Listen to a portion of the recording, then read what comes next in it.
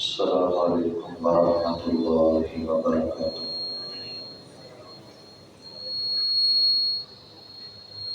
إن الحمد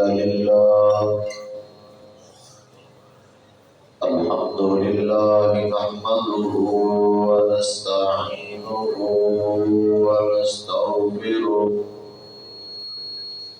ونعوذ بالله من شرور أنفسنا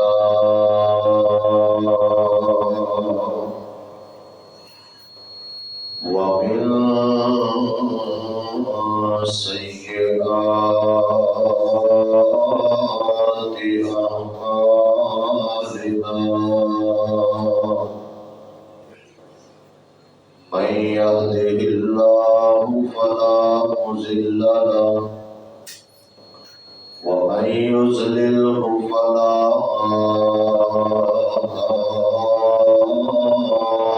هادي له وأشهد أن لا إله إلا الله وحده لا شريك له وأشهد أن محمدا عبده ورسوله أما بعد فإن خير الحديث كتاب الله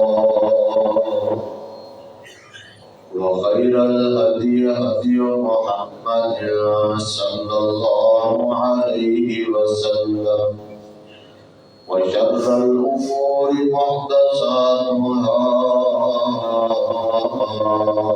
وكل محدثة بدعة وكل بدعة ضلالة وكل ضلالة في النار.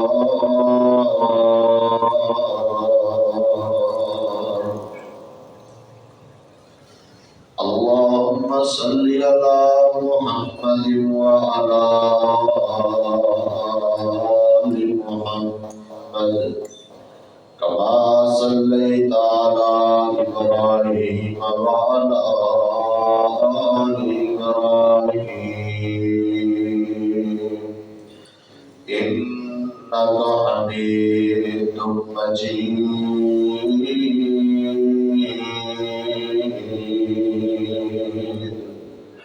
اللهم بارك على محمد وعلى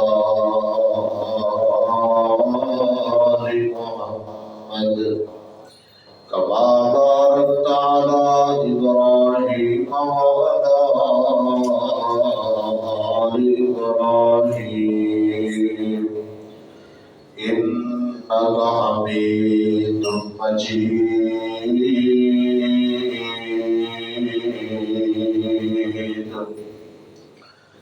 قال الله تبارك وتعالى: أعوذ بالله السميع العليم من الشيطان الرجيم.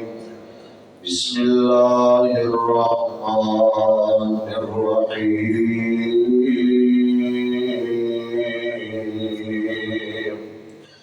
قل إن كان آباؤكم وأبناؤكم وإخوانكم وأزواجكم وعشيرتكم وأموال اقترفتموها وتجارة تخشون كسادها ومساكن ترضونها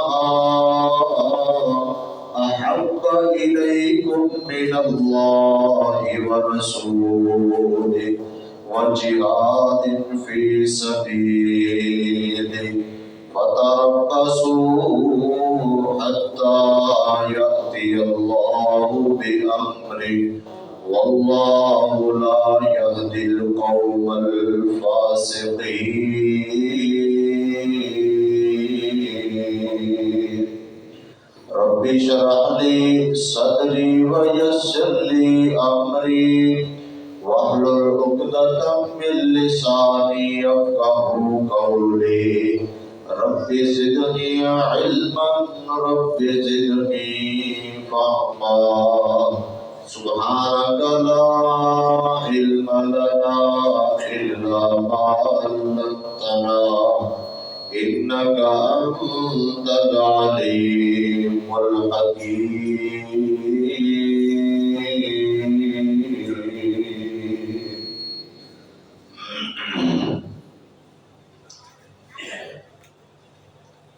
اما قسم کی حمد و ثنا اللہ رب العالمین کی ذات پاک کے لیے خاص ہے، جو اس کائنات کا خالق و مالک، داتا اور رازق ہے۔ جائز اور مصروف درود و سلام امام الاولین والآخرین، پوری کائنات کے سردار پیغمبر جناب محمد الرسول اللہ صلی اللہ علیہ وآلہ وسلم کی ذات گرامی پر ذی وقار معزز سامعین و سامعات، گزشتہ خطبہ جمعہ کے اندر میں نے آپ احباب کے سامنے اس حوالے سے کچھ گزارشات رکھی تھی کہ یہودیوں کے شکنجے سے آزادی ویسے ہی ممکن ہے جس طرح نبی مکرم صلی اللہ علیہ وسلم نے مدینہ طیبہ کو ان لوگوں سے پاک کیا تھا۔ نبی مکرم صلی اللہ علیہ وسلم کی تعلیمات، آپ کے طریقہ کار، آپ کے اسوہ حسنہ کی پیروی کے اندر ہی مسلمانوں کے لیے کامیابی ہے، مسلمانوں کے لیے غلبہ ہے اور مسلمانوں کے لیے عزت ہے۔ نبی مکرم صلی اللہ علیہ وسلم نے جو بنیادی اقدام مدینہ طیبہ کے اندر اٹھائے تھے وہ 5 طرح کے تھے، جن میں سے 3 پچھلے خطبے کے اندر میں نے آپ کے سامنے رکھے تھے کہ آپ نے صلاۃ والسلام نے سب سے پہلے اپنی قوم کے اندر زہد و تقوی، قناعت پسندی، رزق حلال اور سود سے چھٹکارا، آپ نے اپنی قوم کے اندر ان تمام باتوں کو اچھے طریقے سے مضبوط کیا۔ اس کے بعد نبی مکرم صلی اللہ علیہ وسلم نے مسلمانوں کا ایک مضبوط اتحاد قائم کیا۔ اتفاق اور اتحاد قائم کرنے کے بعد آپ علیہ الصلوۃ والسلام نے اپنی قوم کو اس بات کا درس دیا کہ تمہارا غلبہ، تمہاری عزت اور تمہاری کامیابی اپنی تہذیب کے اندر ہے۔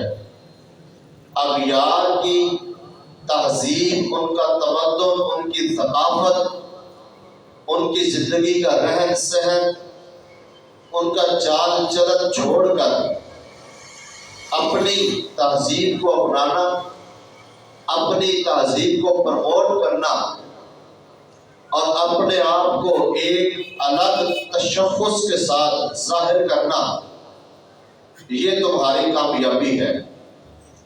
یہ 3 اقدام اٹھانے کے بعد نبی مکرم صلی اللہ علیہ وسلم نے جو چوتھا قدم اٹھایا وہ یہ تھا کہ اہل مدینہ کو یہ بات سمجھائی کہ یہودی تمہارے دشمن ہیں، یہ تمہارے دوست نہیں ہیں۔ یہود یہ تمہارے سخت دشمن ہیں، کبھی بھی یہ تمہارے دوست نہیں بن سکتے، اور تم لوگ اپنے دشمن کو دشمن سمجھو. شیطان انسان کا دشمن ہے. اللہ نے قرآن مجید کے اندر اس کے بارے میں فرمایا ان الشیطان لکم عدو فاتخذوہ عدوا. شیطان تمہارا کھلا دشمن ہے، واضح دشمن ہے، اس کو اپنا دشمن سمجھو. اگر کوئی بندہ شیطان کو اپنا دشمن نہیں سمجھتا تو یہ بہت بڑے المیے کی بات ہے. دشمن کو پہچاننا اور پھر اس کو اپنا دشمن سمجھنا یہ ضروری ہے. ایسے ہی نبی صلی اللہ علیہ وسلم نے اہل مدینہ کو یہود کے متعلق سمجھایا لَتَجِدَنَّ أَشَدَّ النَّاسِ عَدَاوَةً لِلَّذِينَ آمَنُوا الْيَهُودَ وَالَّذِينَ أَشْرَكُوا. لوگوں اس بات کو اچھے طریقے سے سمجھ لو کہ وہ لوگ جو یہودی ہیں، اللہ کے ساتھ شرک کرنے والے لوگ ہیں، مشرکین ہیں، یہ تمہارے سخت ترین دشمن ہیں. عداوت کے اندر، دشمنی کے اندر ساری کائنات سے بڑھ کر ہے. اشد الناس کا معنی، ناس کا لفظ مسلم اور غیر مسلم دونوں پر بولا جاتا ہے. تمام لوگوں سے، وہ عیسائی ہوں، وہ ہندو ہوں، بدھ مت ہوں، بت مذہب، کروڑوں الہوں کے پجاری ہوں، اور جس قدر بھی وہ غیر دین رکھنے والے ہوں، ان سب سے بڑھ کر سب سے زیادہ سخت ترین دشمن تمہارے یہودی ہیں. یہ اللہ کا قرآن کہتا ہے. اور نبی علیہ السلام والسلام نے اپنے صحابہ کو، مدینہ والوں کو یہ بات سمجھائی کہ یہودی تمہارے سخت ترین دشمن ہے، اور اس سے اگلا مرحلہ ان کو اپنا دشمن سمجھو. کسی بھی قوم اور دشمن سے آزادی حاصل کرنے کے لیے اس کو پہچاننا ضروری ہے، اس کا تعارف ضروری ہے، اس کی پہچان کرنا، اور پھر دشمن کو پہچاننے کے بعد اس کو دشمن سمجھنا یہ بہت ضروری ہے. اگر کسی قوم کو یہ ہی پتہ نہ ہو کہ ہمارا دشمن کون ہے تو یہ بہت بڑا المیہ ہے. اور اگر پتہ چل جائے کہ ہمارا دشمن فلاں ہے، اور اس کے بعد پھر چکنی چپڑی باتوں میں آ کر ان پر اعتماد کر لینا، ان کو اپنا دشمن نہ سمجھنا، اس سے بڑے عقیدے کی بات ہے. یہ اس سے زیادہ سنگین مسئلہ ہے.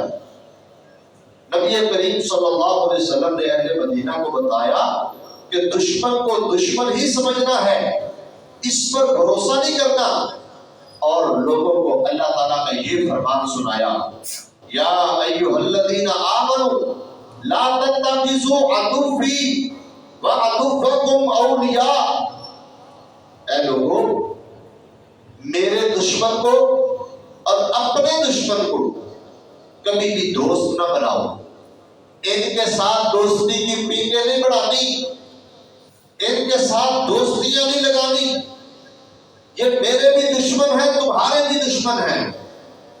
اور یہودی اس کائنات کے اندر اتنی بدترین قوم ہے، یہ اللہ کے بھی دشمن، اللہ کے ملائکہ اور سید الملائکہ سیدنا جبریل کے بھی دشمن، اللہ کے نبیوں کے بھی دشمن، اور ان نبیوں کے پیروکاروں کے بھی دشمن ہیں. یہ یہودیوں کی فطرت ہے. دنیا کے اندر صرف اور صرف یہ انسان اپنے آپ کو سمجھتے ہیں. اگر آپ ان کا لٹریچر پڑھیں تو یہ بات آپ کو ملے گی کہ ان کا یہ دعویٰ ہے اس پوری کائنات کے اندر انسان صرف اور صرف ہم ہیں، ہمارے علاوہ تو سب جانور ہیں، اور پتہ نہیں ان کو کیا کچھ سمجھتے ہیں. اور اپنی زبانوں سے یہ دعویٰ کرتے نحن احباء اللہ وحبناؤہ، ہم اللہ کے بڑے چہیتے اور پیارے ہیں، نعوذ باللہ ہم اللہ کے بیٹے ہیں۔ یہ لوگ اللہ تعالیٰ فرماتے ہیں یہ کبھی بھی اللہ کے پیارے نہیں ہو سکتے، اور یہ اللہ کے دوست بھی کبھی نہیں ہو سکتے۔ اتنی یہ بدترین مخلوق ہے۔ انہوں نے انبیاء کرام کو قتل کیا۔ جھٹلانا، تکلیف دینا یہ تو عام ہے، انہوں نے نبیوں کو قتل کر دیا، اور یہ سلسلہ ان کے اندر عام تھا۔ اور اس سلسلے کی آخری کڑی جو حضرت عیسیٰ علیہ السلام کو قتل کرنے کے جب درپے ہوئے، اللہ تعالیٰ نے عیسیٰ علیہ السلام کو زندہ آسمان پر اٹھا لیا اور ان کا شبیہ بھیج دیا۔ اور آج بھی یہودی یہ سمجھتے ہیں کہ ہم نے عیسیٰ علیہ السلام کو نعوذ باللہ سولی پہ چڑھا دیا، قتل کر دیا۔ نبی علیہ السلام کی زندگی میں سیرت اور نبی کے مطالعے سے پتہ چلتا ہے کہ آپ علیہ السلام کی زندگی میں نبی علیہ السلام کی ذات پر دسیوں حملے کیے گئے ہیں۔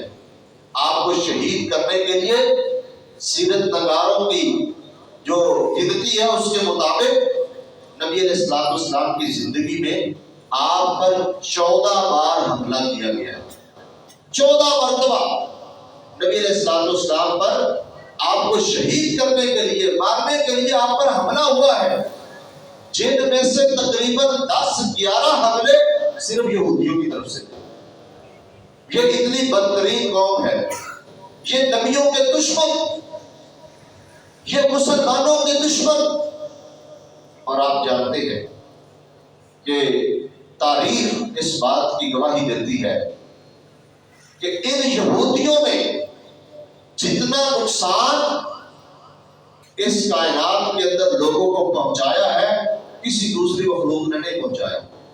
عیسائیوں کو گمراہ کرنے والے، عیسیٰ علیہ السلام کے دین سے ہٹانے والے یہودی، آپ جانتے ہیں وہ پولس جس کو شاؤل یہودی بھی کہا جاتا تھا، اس نے عیسائیت کے اندر داخل ہو کر عیسیٰ علیہ السلام کی شاگردی کا دعویٰ کر کے عیسائیوں کو گمراہ کیا۔ وہ عیسائیت دین جو عیسیٰ علیہ السلام نے لوگوں کو دیا تھا، جو اللہ نے آسمان سے اتارا تھا، اس کے اندر تحریف، تبدیلی اور اس کو مسخ کرنے والے یہ یہودی ہیں۔ اور انہی لوگوں نے نبی مکرم صلی اللہ علیہ وسلم کی امت کے اندر اتنا بڑا بگاڑ پیدا کیا کہ ان لوگوں نے اس شریعت کو مٹانے کی کوشش کی۔ اور یہ جو کہا جاتا ہے نا کہ قرآن مکمل نہیں ہے یا قرآن کے اندر تحریف ہوئی ہے، یہ بھی یہودیوں کی کارستانی ہے۔ اور آج آپ کو شریعت اسلامیہ کے اندر یا دین کے نام پر، شریعت تو خیر اس کو ہم نہیں کہہ سکتے، لیکن دین کے نام پر آپ کو سینکڑوں نہیں ہزاروں ایسی روایات ملیں گی اور ایسی باتیں ملیں گی جن کا دین اسلام کے اندر تصور تک موجود نہیں ہے، جن کا کوئی سر پاؤں نہیں ہے۔ اس کا منبع، مصدر اور اس کے پیچھے جو بیک گراؤنڈ ہے وہ یہی یہودی۔ ان لوگوں نے ایک خاص نظریہ کے تحت لوگوں کو امت محمدیہ کے اندر لانچ کیا اور اس کے ذریعے اس دین اسلام کو بگاڑنے کی کوشش کی۔ یہ تو اللہ تعالیٰ کا وعدہ ہے کہ اللہ نے اس قرآن مجید کی حفاظت کی ہے۔ اللہ نے اس امت کے اندر ایسے ایسے اکابر اور سلاطین کو پیدا کیا جن لوگوں نے قرآن مجید کو کے ساتھ ساتھ نبی علیہ السلام کی سنت اور آپ کی حدیث کی حفاظت کی، وگرنہ ان لوگوں نے بڑی کوشش کی کہ دین اسلام کو بھی مسخ کر دیا جائے، اور ابھی تک یہ اس بات میں لگے ہوئے، مسلمانوں کو مٹا دیا جائے اور ان کی شریعت کو مسخ کر کے رکھ دیا جائے۔ یہ اتنے سخت ترین دشمن ہیں۔ اللہ نے قرآن مجید کے اندر واضح طور پر فرمایا لا تتخذوا اليهود والنصارى اولیاء، لوگوں یہودیوں کو اور عیسائیوں کو اپنے دوست نہیں بنانا، ان کو اپنے دلی دوست نہ بناؤ، ان کے اوپر زیادہ اعتماد نہیں کرنا، ان کے اوپر بھروسہ مت کرو، موقع ملنے پر یہ ضرور ڈنگ لگائیں گے، یہ ہاتھ سے موقع نہیں جانے دیتے، یہ بڑے سازشی لوگ ہیں، یہ انتہائی خبیث ترین لوگ ہیں جو اس دنیا کے اندر مسلمانوں کا وجود نہیں چاہتے۔ ایک آیت میں اللہ تعالیٰ نے فرمایا یا ایھا الذین آمنوا لا تتخذوا بطانۃ من دونکم لا یعلونکم خبالا، فرمایا لوگوں ان کو اپنے دلی دوست رازدار نہ بناؤ۔ بطانہ وطن سے ہے، اندرونی معاملات، دلی دوست اپنے رازدار دل کی بات ان کو کبھی نہ بتاؤ، یہ تمہاری کبھی بھی پرواہ نہیں کریں گے، اور یہ لا یعلونکم خبالا، یہ تمہیں نقصان پہنچانے میں کبھی بھی پیچھے نہیں رہیں گے، کبھی بھی کمی نہیں چھوڑیں گے۔ فرمایا وَدُّوا مَا عَنِتُّمْ، یہ تو چاہتے ہیں کہ تم ہر وقت مصیبت میں پڑے رہو، تم مشکلات میں پڑے رہو، تمہارے حالات تنگ ہو جائیں، تم مجبور ہو جاؤ، مقہور ہو جاؤ، مظلوم ہو جاؤ۔ ان کی اول دل سے یہ کوشش ہے قد بدت البغضاء من افواہہم، یہ تو باتیں، یہ دشمنیاں، یہ ان کے دل کا بغض اور کینہ، یہ کبھی کبھی ان کے منہ سے ظاہر ہو جاتا ہے، یہ عداوت اور بغاوت، یہ بغض، یہ کینہ اناد ان کے منہ سے نکل ہی جاتا ہے، لیکن وما تخفی صدورہم اکبر، جو ان کے دلوں کے اندر تمہاری دشمنی ہے، تمہارے بارے میں عداوت اور بغض ہے، وہ اس سے زیادہ سخت ہے۔ آپ جانتے ہیں، آپ اکثر میڈیا پر یہ لوگ سنتے رہتے ہیں کہ ان یہودیوں کے، ان کے بڑے بڑے لیڈران مسلمانوں کے بارے میں کیا بغض اور عداوت رکھتے ہیں، کبھی کبھار ان کی وہ باتیں مل جاتی ہیں، لیکن ان کے وہ سازشی منصوبے جو یہ زبان پر ذکر نہیں کرتے یا عام لوگوں کے سامنے بیان نہیں کرتے، وہ اس سے زیادہ سخت ہے، وہ اس سے زیادہ خطرناک ہے۔ زیادہ ان کو کبھی بھی اپنا دوست نہ سمجھو اور ان کے اوپر اعتماد اور بھروسہ نہ کرو۔ یہ نبی علیہ السلام نے اہل مدینہ کی تربیت کی کہ یہودیوں کو پہچانو، ان کو اپنا دشمن سمجھو، یہ تمہارے دشمن ہے، یہ کبھی بھی تمہارے دوست نہیں ہو سکتے۔ آج ہمارا رویہ یہ ہے کہ ہم انہیں اپنا دشمن ہی تسلیم نہیں کرتے۔ چند دن گولہ بارود کا تبادلہ ہوتا ہے، جذباتی ہو کر آپ نعرے لگاتے ہیں، اور پھر کچھ دن گزرنے کے بعد، کچھ دیر بعد ہم انہی کے گن گانے لگ جاتے ہیں، انہی کی تعریفیں شروع کر دیتے ہیں۔ وہ جی ان کے اندر ڈسپلن بڑا، وہ انسانیت کے بڑے خیرخواہ ہیں، ان کے اندر تو کتے اور بلی کی بڑی کیئر ہوتی ہے، وہ بڑے ایماندار لوگ ہیں، وہ بڑے دیانتدار ہیں، وہ جھوٹ نہیں بولتے۔ مدینہ کی تاریخ میں کسی ایک یہودی کو مسلمانوں کے لیے کبھی آئیڈیل نہیں پیش کیا گیا، کبھی اس کو بطور نمونہ نہیں رکھا گیا۔ یہ الگ بات ہے، یہ ہماری ذلت اور رسوائی اس میں ہے کہ ہم نے دین اسلام کے احکامات کو بلا دیا۔ آج اپنے اپنے دین پر عمل چھوڑ کر ہم ان لوگوں کے محتاج ہو گئے، ان لوگوں کو ہم اپنا آئیڈیل بنانے لگ پڑے۔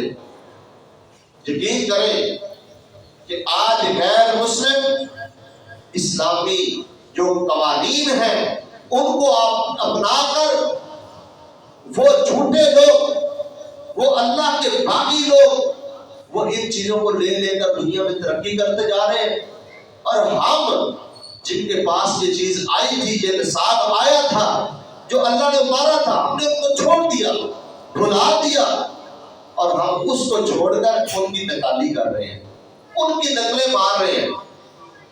اس میں کامیابی نہیں ہے۔ یہی بات پچھلے خطبے میں نے ذکر کی تھی کہ نبی علیہ السلام نے مدینہ والوں کو یہ سمجھایا کہ اپنی تہذیب کو پروموٹ کرنا ہے، اپنی تہذیب کو منوانا ہے، ان لوگوں کی تہذیب کی پیروی نہیں کرنی۔ تو آج یہ بھی ہمارے اندر بہت بڑی کمزوری ہے کہ ہم اپنی مقامی پروڈکٹس کو چھوڑ کر اس طرح کی چیزوں کو امپورٹڈ کا نام دے کر ان کو پہننا، ان کو استعمال کرنا، ان کو اپنے اندر لانا بڑا فخر سمجھتے ہیں اور سمجھتے ہیں کہ یہ بہت بڑا کام ہے۔ تو ایمان کا تقاضا یہ بھی ہے کہ ہم ان چیزوں سے مروب نہ ہوں، ان چیزوں کو کوئی خاطر میں نہ لائیں، کبھی بھی ان چیزوں سے جو ہے نا وہ کبیدہ خاطر نہ ہوں، اور ان کے پیچھے لگ کر ہم اپنا گزران زندگی ایسے کام نہ کریں اور ایسے اللہ کے ناشکرے نہ بنیں۔ تو یہ چوتھا اقدام تھا نبی علیہ السلام نے جو اپنے صحابہ کرام کو سمجھایا اور بتایا کہ یہ تمہارے دشمن ہیں اور ان کو اپنا دشمن سمجھو۔ پانچواں قدم اور آخری قدم جو نبی علیہ السلام نے یہودیوں کے خلاف اٹھایا وہ تھا جہاد فی سبیل اللہ۔ نبی علیہ السلام نے اہل مدینہ کو اللہ کے راستے میں جہاد کے لیے تیار کیا۔ رزق حلال، زہد، تقوی، قناعت، اتفاق، اتحاد، باہمی جو ہے نا وہ تعاون اور سود سے نجات، تہذیب اغیار سے کنارہ کش رہنے والا جب ایک معاشرہ تیار ہو گیا تو پھر نبی علیہ السلام نے ان مخلص اسلام پسند لوگوں کو اور اسلام کے اندر جب مضبوطی سے وہ رچ بس گئے، اب نبی علیہ السلام نے ان کو سمجھایا کہ یہ تمہارے دشمن ہے اور دشمن کے خلاف اللہ کا حکم ہے کہ ان کے خلاف ہم لڑو، ان کے خلاف جہاد کرو۔ اس بات کی اجازت خود رب العالمین نے تمہیں دے دیا۔ اُذِنَ لِلَّذِينَ يُقَاتَلُونَ بِأَنَّهُمْ ظُلِمُوا وَإِنَّ اللَّهَ عَلَى نَصْرِهِمْ لَقَدِيرٌ۔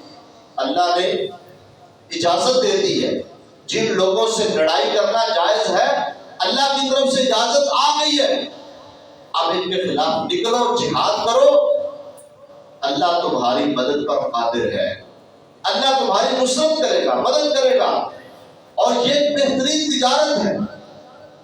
اپنی جانوں کو، مالوں کو پیش کرو اور اللہ سے جنت خریدو۔ فرمایا یا ایھا الذین آمنوا هل ادلکم علی تجارت تنجیکم من عذاب علیم۔ لوگوں، کیا میں تمہیں ایک ایسی تجارت نہ بتاؤں جو تمہیں اس دردناک عذاب سے اور ان کربناک حالات سے نجات دے دے گی؟ تؤمنون باللہ، اللہ پر ایمان لے آؤ، ورسولہ، اس کے رسول پر، وتجاہدون فی سبیل اللہ، اللہ کے راستے میں جہاد کرو، اللہ کے راستے میں لڑو، ان یہود سے، ان کافروں سے، اسلام دشمنوں سے، اپنے دشمنوں سے، اپنے نبی کے دشمنوں سے، ملائکہ کے دشمنوں سے، اللہ کے دشمنوں سے لڑو، جہاد کرو۔ کیسے؟ بِأَمْوَالِكُمْ، اپنے مالوں کے ساتھ، وَأَنفُسِكُمْ، اپنی جانوں کے ساتھ، ذَلِكُمْ خَيْرٌ لَكُمْ إِن كُنتُمْ تَعْلَمُونَ، یہی تمہارے لیے بہتر ہے، اسی کے اندر خیر ہے، اسی کے اندر تمہاری کامیابی ہے، اسی بات کے اندر تمہارے لیے غلبہ ہے، اور اسی کے اندر تمہاری سربلندی ہے، اسلام کی سربلندی ہے، اور اسی سے تم پرامن بھی رہ سکتے ہو اور پرسکون بھی رہ سکتے ہو، وگرنہ مظلومیت کی حالت میں زندگی گزرے گی۔ قاتلوہم یعذبہم اللہ بأیدیکم، ان کے خلاف لڑو، اللہ تمہارے ہاتھوں سے ان کو سزا دے گا، ان کا انجام اللہ تمہارے ہاتھوں سے کرے گا۔ وَيُخْزِهِمْ، دنیا کے اندر اللہ ان کو رسوا کر دے گا، آخرت کے اندر تو ہے ہی ہے، ان کے لیے رسوائی، دنیا میں بھی رسوا ہو جائیں گے۔ وَيَنْصُرْكُمْ عَلَيْهِمْ، اور اللہ تعالیٰ ان کے خلاف تمہاری مدد کرے گا، جیسے اللہ نے بدر کے اندر مدد کی، جیسے اللہ تعالیٰ نے حنین کے اندر مدد کی، جیسے اللہ تعالیٰ نے وہ جنود ملائکہ کے لشکر مسلمانوں کی نصرت اور مدد کے لیے میدان جنگ اور جہاد کے اندر اتارے، جن کو دیکھ کر یہ کافر، یہ بے ایمان بھاگ جاتے تھے، دوڑ جاتے تھے، آج بھی وہ تمہاری نصرت اور مدد کے لیے اتر سکتے ہیں، لیکن اس کے لیے شرط یہ ہے کہ تم جرأت اور بہادری کا مظاہرہ کرتے ہوئے ان کے خلاف نکلو، ان کے خلاف لڑائی شروع کرو، اللہ تمہاری مدد کرے گا اور اللہ تعالیٰ ان لوگوں کو تمہارے ہاتھوں سے رسوا کر دے گا۔ تو یہ آیات اللہ تعالیٰ نے نازل کی اور اس بات کا درس دیا کہ اب تم نے اپنے دشمنوں کے خلاف لڑنا ہے۔ تو یہ ساری چیزیں جو پیچھے ذکر کی گئی ہیں، جب ایک انسان کے اندر مضبوطی سے یہ پختہ ہو جاتی ہے، پھر بندہ اپنی مالوں کی، اپنی جانوں کی پرواہ نہیں کرتا، پھر وہ اللہ کے راستے میں نکل پڑتا ہے۔ اور اگر کوئی شخص ان چیزوں کو اپنا محبوب بنا لے، حرام پہ لگ جائے، تو وہ کبھی بھی اپنا نہ مال پیش کرنے کے لیے تیار ہو سکتا ہے اور نہ کبھی اپنی جان کی قربانی دے سکتا ہے۔ اور یہ اللہ کے عذاب کو دعوت دینے والی بات سورۃ توبہ کے اندر اللہ تعالیٰ نے کیا فرمایا؟ قُلْ إِنْ كَانَ آبَاؤُكُمْ وَأَبْنَاؤُكُمْ وَإِخْوَانُكُمْ وَأَزْوَاجُكُمْ وَعَشِيرَتُكُمْ وَأَمْوَالٌ اقْتَرَفْتُمُوهَا وَتِجَارَةٌ تَخْشَوْنَ كَسَادَهَا وَمَسَاكِنُ تَرْضَوْنَهَا أَحَبَّ إِلَيْكُمْ مِنَ اللَّهِ وَرَسُولِهِ وَجِهَادٍ فِي سَبِيلِهِ۔ فرمایا لوگوں سنو، اگر تمہارے آباء و اجداد، تمہارے بیٹے اور تمہارے بھائی، تمہاری بیویاں، تمہارے خاندان، تمہارے اموال، مال و متاع اور تمہاری تجارتیں جن کے مات پڑنے سے تم ڈرتے ہو، ہمارا مال چلا جائے گا، مال و متاع ختم ہو جائے گا، تجارت تباہ ہو جائے گی، کاروبار برباد ہو جائے گا، کاروبار کون کرے گا، پیسہ کون کمائے گا، اور اپنے ان قریبی لوگوں سے زیادہ محبت کرتے ہو، یہ اموال، یہ تجارتیں اور مساکن ترضونہا، اور تمہارے رہنے کی جگہ، تمہارے کوٹھیاں، بنگلے، مکانات، یہ تمہیں احب الیکم، یہ تمہیں زیادہ پسند ہو، زیادہ محبوب ہو، اس سے من اللہ، اللہ سے، ورسولی، اور اس کے رسول سے، وجہاد فی سبیلی، اللہ کے راستے میں جہاد کرنے سے، ان تین چیزوں سے اگر یہ ساری چیزیں تمہیں زیادہ پسند آ جائے، محبوب بن جائے، تو پھر فتربصوا حتی یأتی اللہ بامرہ، اللہ کے عذاب کا انتظار کرو، پھر تم اللہ کے عذاب کے لیے تیار ہو جاؤ، پھر اللہ کے عذاب کا انتظار کرو۔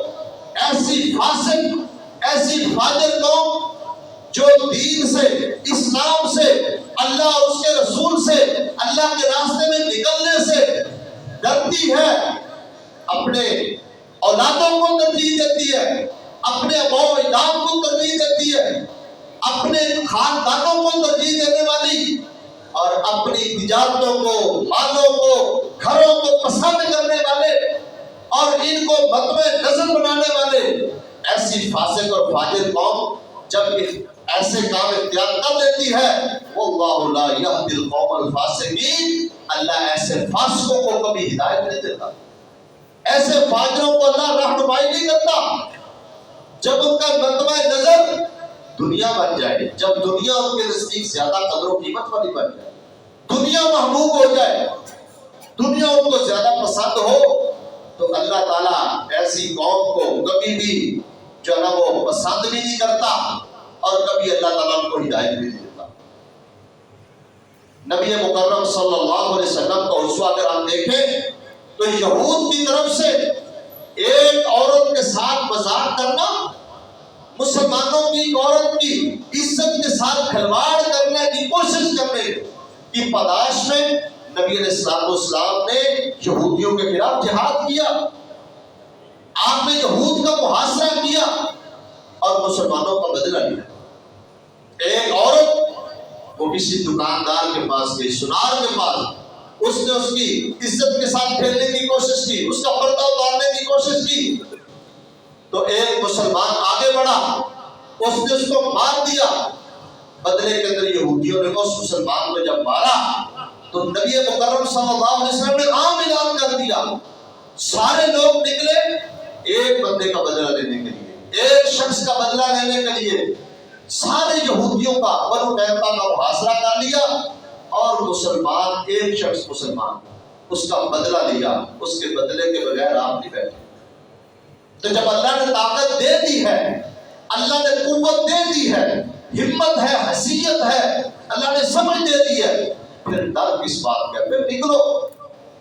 آج لب ہے، فکریہ ہے ہمارے مسلم امہ کے لیے، مسلمان حکمرانوں کے لیے، کہ آج ایک نہیں، دو نہیں، سینکڑوں نہیں، ہزاروں مسلمانوں کو، اسلام والوں کو، ایمان والوں کو گاجر مولی کی طرف کاٹا جا رہا ہے، ان کے لوتھڑے اڑائے جا رہے ہیں، بچوں کو قتل کیا جا رہا ہے، عورتوں کے ساتھ کھلواڑ کیا جا رہا ہے، اور ہمارے حکمران، ہمارے لیڈران اور ہمارے وہ فوجی اتحاد پتہ نہیں کہاں سو گئے، وہ پتہ نہیں کہاں چلے گئے۔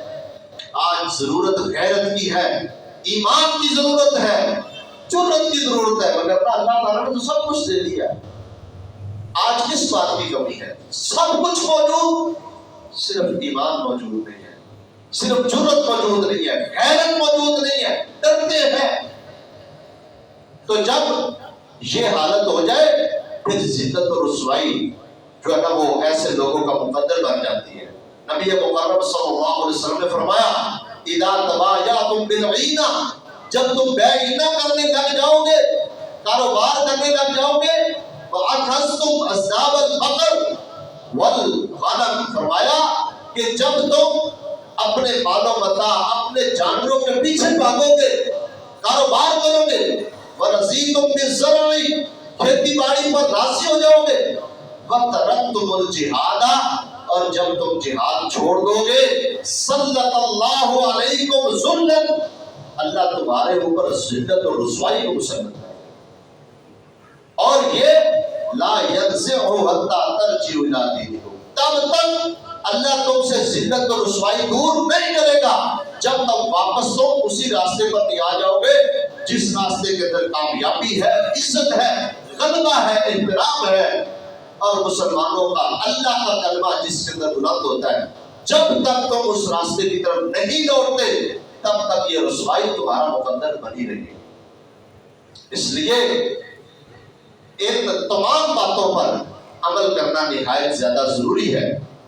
ایک یہودی نے مدینہ کے اندر ایک بچی کے سر کے اوپر پتھر مارا، زخمی ہو گئی۔ نبی مکرم صلی اللہ علیہ وسلم نے اس بچی کو بلایا اور لوگوں کو اکٹھا کیا اور آپ نے پوچھا بیٹی بتاؤ تمہیں کس نے پتھر مارا ہے؟ اشارہ کیا، اس نے مارا ہے، اس نے مارا ہے۔ جب وہ یہودی جس نے پتھر مارا تھا اس کی باری آئی تو بچی نے ہاں کے اندر جواب دیا کہ اس شخص نے مجھے پتھر مارا۔ نبی علیہ السلام نے اس شخص کے سر کو دو پتھروں کے درمیان میں رکھ کر ان پر پتھر مارا۔ یہ تھا اسلام کا اصول، اور یہ تھی مسلمانوں کی جرأت، غیرت اور بہادری، اور یہ ہے غلبہ اسلام، یہ اسلام کی عزت ہے۔ آج ہم ڈرتے رہے اور صرف جو ہے نا وہ بیان بازی تک اپنا کام رکھے اور سمجھے کہ ہم نے بہت بڑا بال کا فتح کر لیا اور بہت بڑا کام کر لیا، اس سے کام نہیں چلے گا، عملی کام اٹھانے کی ضرورت ہے۔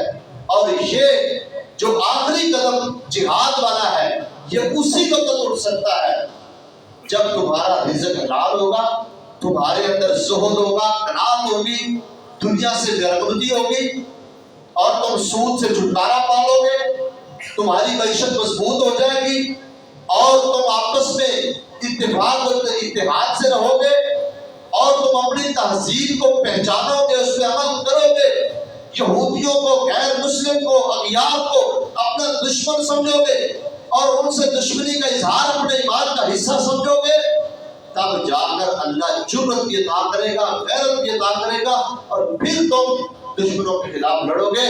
اللہ تعالی ہمیں ان تمام باتوں پر عمل کرنے کی توفیق عطا فرمائے۔ اللہ ان مظلوم مسلمانوں کی مدد فرمائے جو آج اللہ کے راستے میں لڑ رہے ہیں، اللہ ان کے اوپر ثابت قدمی کو نازل کر دے، اور اللہ اپنے ملائکہ کے جھنڈوں کے ساتھ اور وہ ابابیل جن کے ذریعے اللہ نے کعبۃ اللہ کی حفاظت کی، آج قبلہ اول کے اوپر یہ لوگ جو ہے نا وہ ایک یلغار بنے ہوئے ہیں، اللہ ان جھنڈوں کے ذریعے اپنے اس گھر کی حفاظت فرمائے۔ سبحان ربک رب العزت عما یصفون وسلام علی المرسلین والحمد للہ۔